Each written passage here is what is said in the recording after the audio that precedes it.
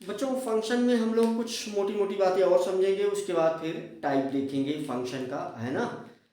तो हम लोग अभी एक नोट बना लेते हैं पहले, उसी लेक्चर के आगे सौर बेटा, उसी लेक्चर के आगे ही हमें क्या करना है, कंटिन्यू कर लेना है। सौर या आयुष, है ना, जो भी लोग, है ना, यू कैन से, जो भी बच्चे, आर्यन, सभी लोग जो है, जो भी लेक्चर को देख रहे हैं, तो उसी लेक्चर के आगे हम लोग एक नोट के साथ स्टार्ट करते हैं, है ना। तो जैसे देखो ये मोटी मोटी बातें एक हम लोग नोट बना लेते हैं फटाफट और बातें समझ लेते हैं। राइट, एक नोट है हमारे पास, ये इस प्रकार से, जैसे मान लो ये लिखा गया एक स्टेटमेंट है, मान लो ये एक स्टेटमेंट लिखा गया है, let f such that x to y be a function, be a function such that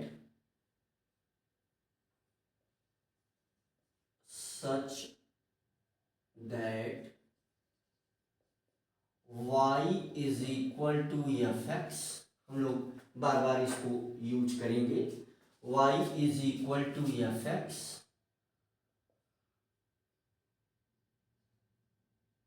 है ना, y is equal to fx,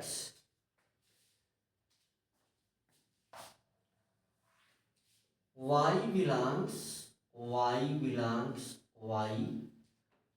and x belongs x, right. तो ऐसा कुछ अगर लिखा गया है तो इस स्टेटमेंट को हम कैसे समझेंगे, है ना। तो अभी के लिए हम ये लिखेंगे कि इस स्टेटमेंट को आप और कितने प्रकार से बोल सकते हैं, है ना। कुल मिलाकर के अगर ऐसा कुछ एक स्टेटमेंट हमको दिया गया है तो ये बहुत मोटी मोटी बातें हैं, तो हम फटाफट इसको नोट ही कर देते हैं और आप एक बार लिखेंगे समझ में आ जाएगा, लेकिन एक बार लिखना आवश्यक होता है। तो जैसे यहाँ से एवं statement can be understood by following बीच, है ना। तो एवं statement can be understood can be understood by following ways, can be understood by following ways। देखो हम उस तरीके से चल रहे हैं बच्चों, हम ये मान के चल रहे हैं कि हमारा स्टूडेंट बहुत ही वीक है, हालांकि हमारे स्टूडेंट बहुत ही टैलेंटेड लोग हैं, लेकिन हमें वो ध्यान रखना पड़ता है बच्चों। तो जैसे हम इसे क्या बोलेंगे, हम इसे बोलेंगे कि y is the function of x, तो हम इसको ऐसे बोल सकते हैं। एक तरीका ये हो सकता है, हम बोल सकते हैं y is the function of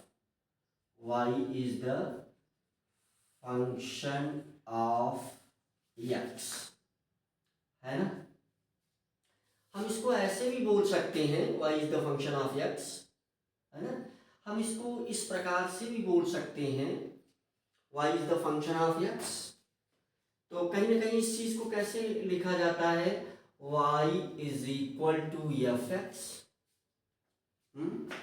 इस चीज को ऐसे लिखा जाता है ना। हम यहाँ क्या बोल सकते हैं कि x इज, है ना, यही x और y, देखो ये y है, ये x है, ये हमने यहाँ पर कैपिटल लेटर x लिखा है, कैपिटल लेटर y लिखा है, ये हमारे पास क्या है, कैपिटल लेटर y है, और ये हमारे पास कैपिटल लेटर x है ना। तो y is the image of x under mapping f, है ना। हम इसको क्या बोल सकते हैं, y is the image of x, y is the image of x under mapping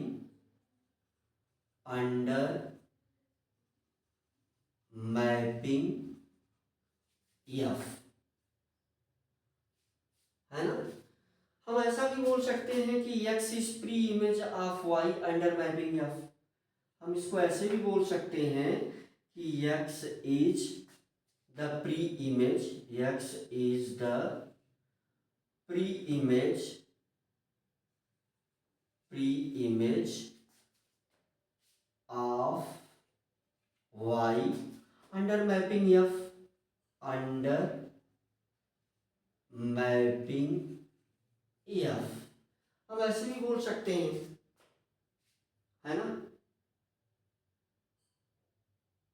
हम इसको इस प्रकार से भी बोल सकते हैं। हम ऐसे भी बच्चों बोल सकते हैं, हम इस प्रकार से भी बोल सकते हैं, जैसे हमारे पास लिखा गया, अगर हमारे सामने लिखा गया है y is equal to f x, तो हम यहाँ पर लिख सकते हैं x is equal to inverse function of y, है ना। हम इसको कैसे लिख सकते हैं, inverse of f of y, inverse function of y, है ना। इस प्रकार से भी हम इसको लिख सकते हैं, है ना। ये बहुत मोटी मोटी बातें जिनको आप जानते भी हैं, लेकिन अगर एक बार हम लिख लेते हैं तो चीज़ें हमारे लिए ज़्यादा पक्की हो जाती हैं, है ना। तो बहुत मोटी मोटी बातों का डिस्कशन हम लोग कर रहे हैं स्टार्टिंग में। तो बहुत मोटी मोटी बातों का डिस्कशन हम लोग यहाँ कर रहे हैं। जैसे क्या बोल सकते हैं, इसको बोल सकते हैं यहाँ पर यक्स इज इनवर्स इमेज, है ना। तो हम बोल सकते हैं क्या, x is inverse image of y, x is inverse image, x is inverse image of y under the mapping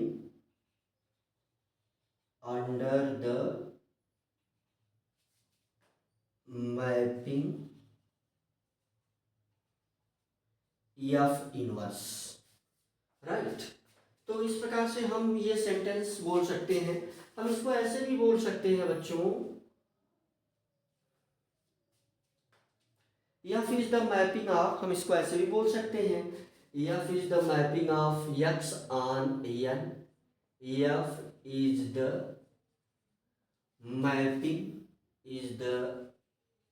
mapping of x on y, right. हम इसको इस प्रकार से भी बोल सकते हैं। हम इसको इस प्रकार से भी बोल सकते हैं बच्चों, y belongs y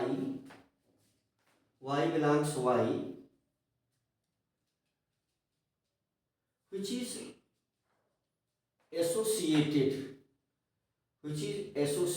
y belongs y which is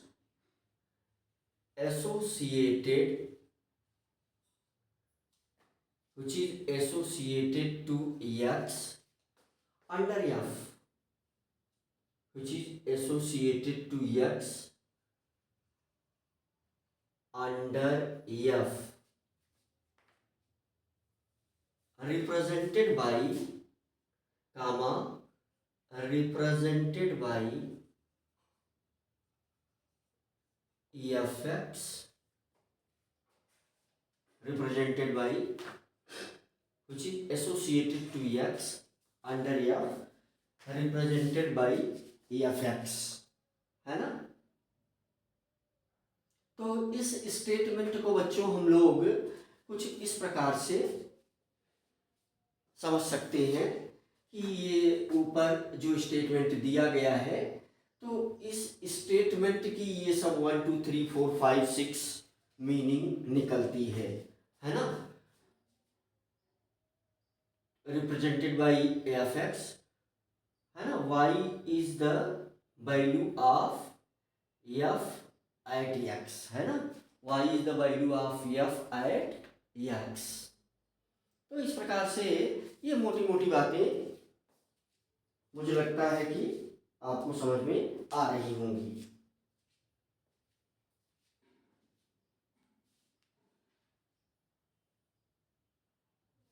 तो इस प्रकार से बच्चों ये मोटी मोटी बातें मुझे उम्मीद है कि आपको समझ में आ रही होंगी, है ना।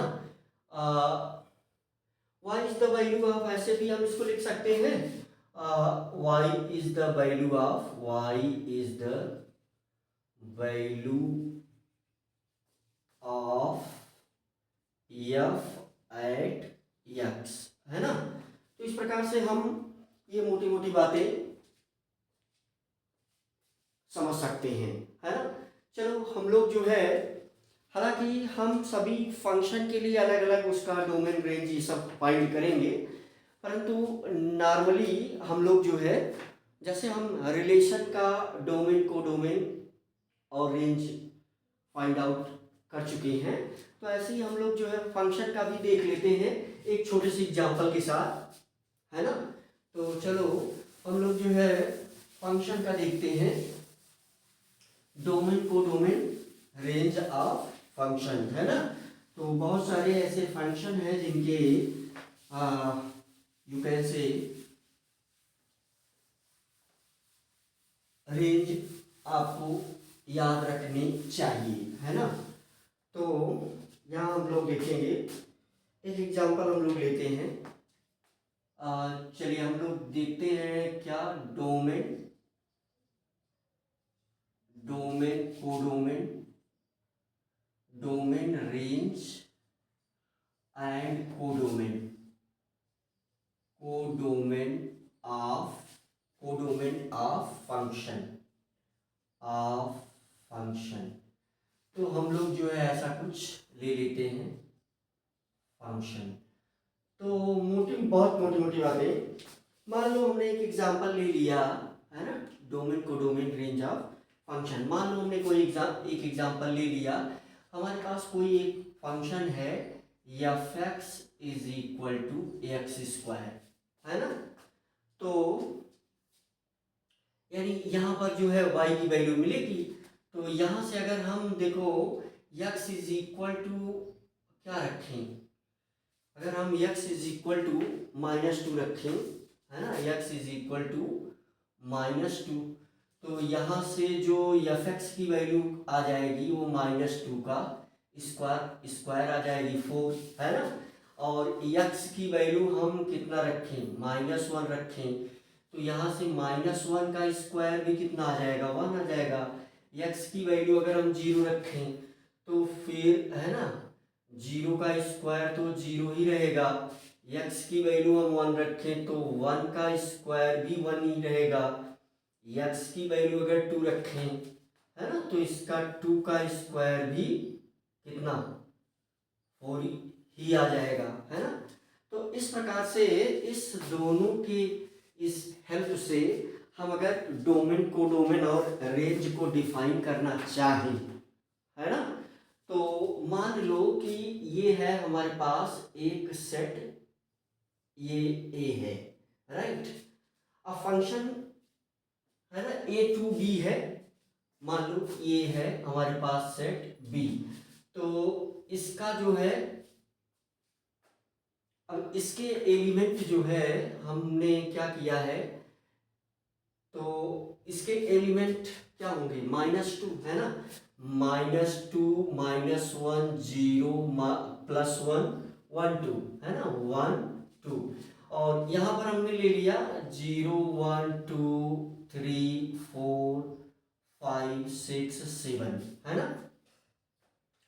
तो ये एक फंक्शन अगर इस प्रकार से डिफाइंड है, तो आपको पता है कि 2 की मैपिंग कहाँ से होगी, 4 से, और 1 की मैपिंग कहाँ से होगी, ये 1 से, है ना। You can say simple mapping यही होगी।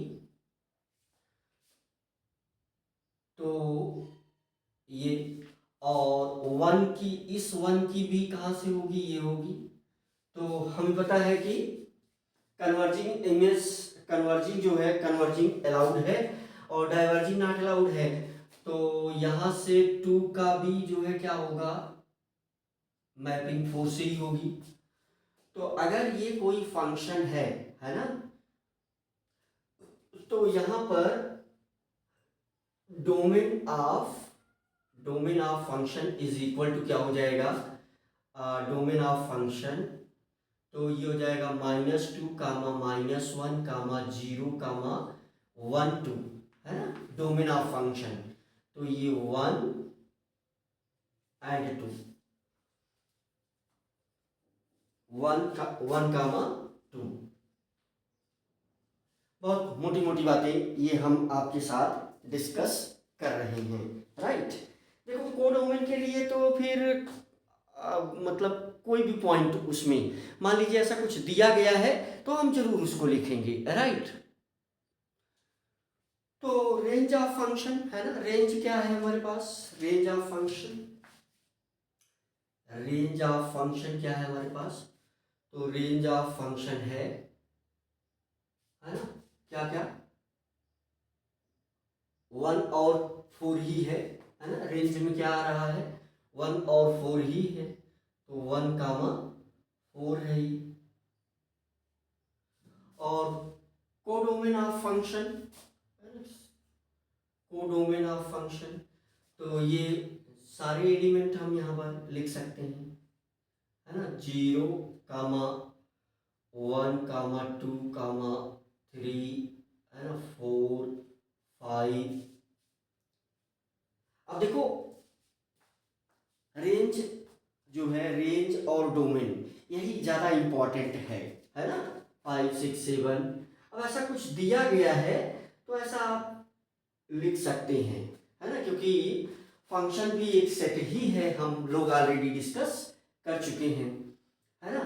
तो जैसे मान लो कहीं एक स्टेटमेंट लिखा गया हो, मान लो कहीं एक स्टेटमेंट लिखा गया हो कि function is defined on set ए, मान लो कहीं स्टेटमेंट लिखा गया हो function f is defined on set A, is defined on set ए, और इसके एलिमेंट हो 1 2 3, है ना। तो इसके लिए एक बात, एक स्टेटमेंट जरूर ट्रू होगा कि ये जो फंक्शन है, जो फंक्शन है वो सबसेट होगा Cartesian product of A and A, है ना। तो ये बहुत मोटी मोटी बातें हमने आपके साथ डिस्कस किया।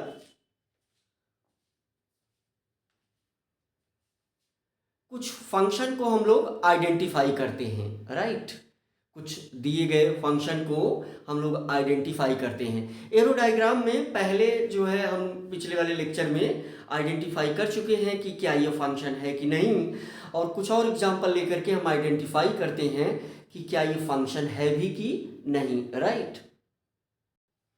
तो बच्चों मोटे मोटे तौर पर ये एक छोटा सा क्वेश्चन हम लोग ऐसे ही करके समझ लेते हैं और फंक्शन को आइडेंटिफाई करेंगे।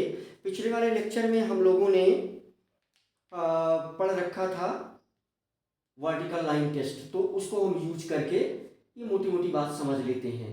तो जैसे देखो पहले जो है नंबर 1 पर दिया गया है y square is equal to x, है ना।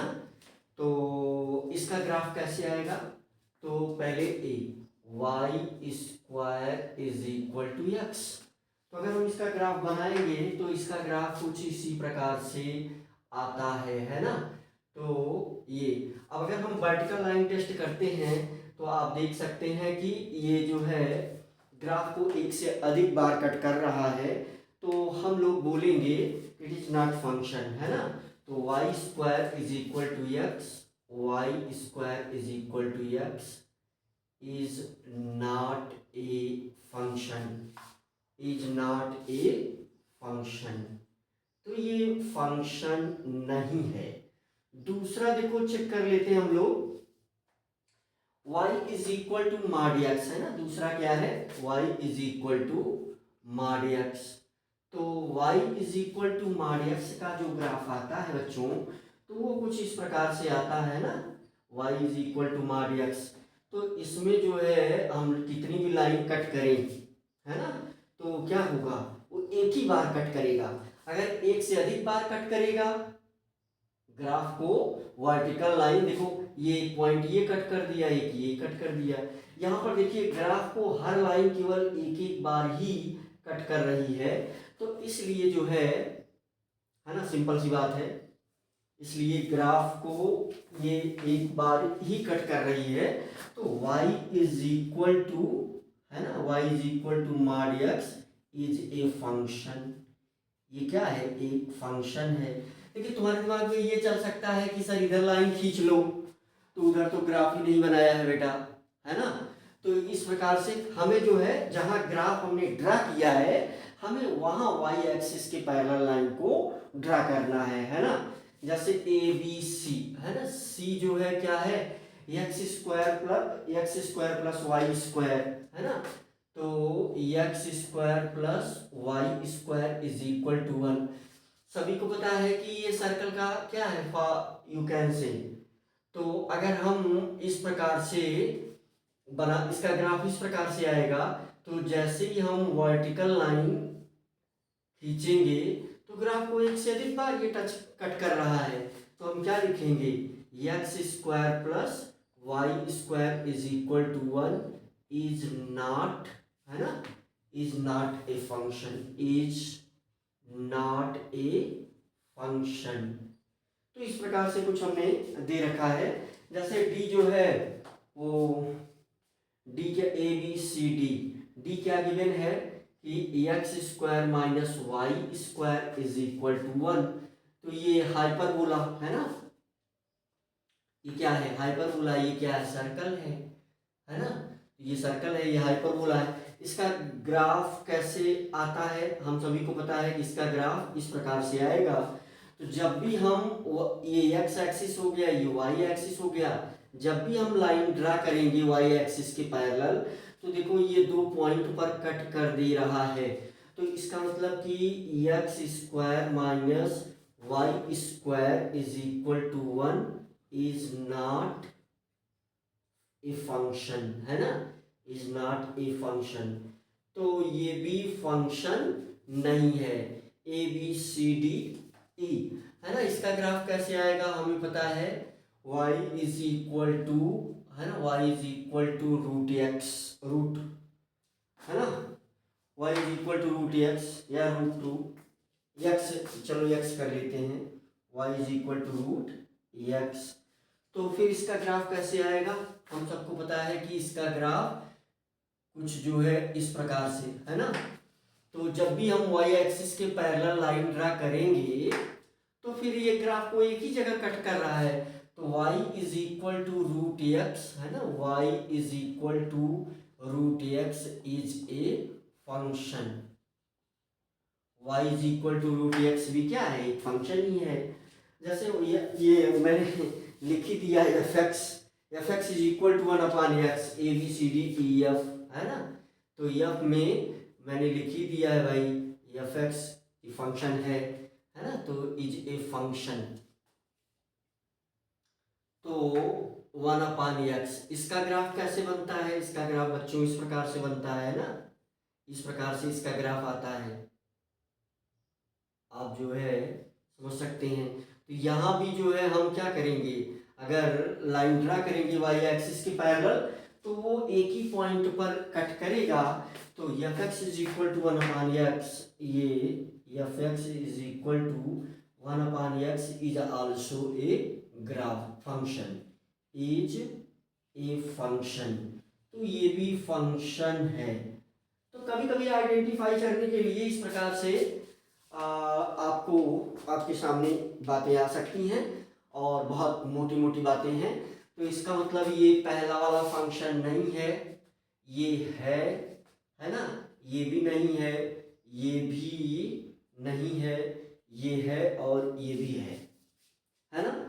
तो ये बहुत मोटी मोटी बातें हमने आपके साथ डिस्कस किया। और अब हम लोग देखेंगे, है ना, अब हम लोग देखेंगे नेक्स्ट वीडियो से टाइप ऑफ फंक्शन, है ना, टाइप ऑफ फंक्शन, और फिर कुछ उससे रिलेटेड क्वेश्चंस, राइट।